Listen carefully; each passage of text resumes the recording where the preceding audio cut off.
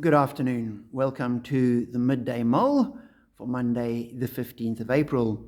After a break for a week where I was able to get away, went off into the bush in the Pilansberg, had a wonderful time just seeing the creation that God had put in place and just marveling at the beauty of it and looking at some of the birds almost nondescript until you look closely at them and see the intricate patterns that they have. Oh, what a mighty God we serve.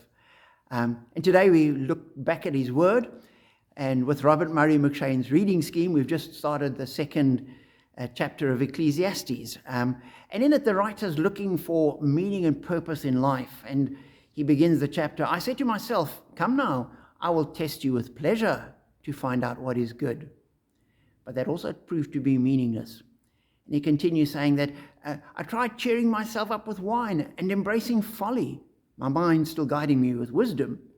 I wanted to see what was good for people to do under the heavens during the few days of their lives. I undertook great projects. I built houses for myself and planted vineyards. And he goes on to list all the things he'd done and how great they were. But in verse 10, he ends up with this analysis. I denied myself nothing my eyes desired. I refused my heart no pleasure.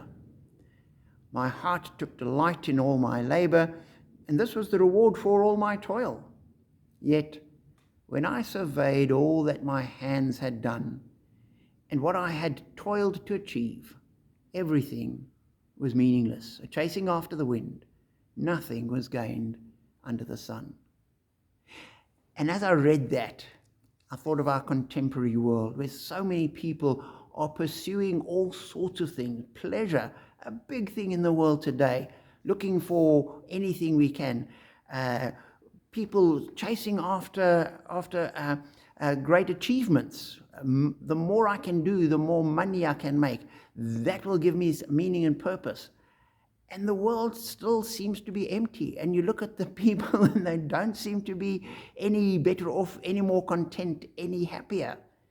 And what Solomon discovered 3,000 years ago still applies today. He says, everything was meaningless. And as I reflected on that and thought, as Christians, we recognize if you're looking for meaning and purpose in what you're doing and what you think you will accomplish, you're not going to get it. Where we get meaning and purpose from as Christians is recognizing that we are created by God for God. God has a plan for the entire universe, and he has us as part of that plan.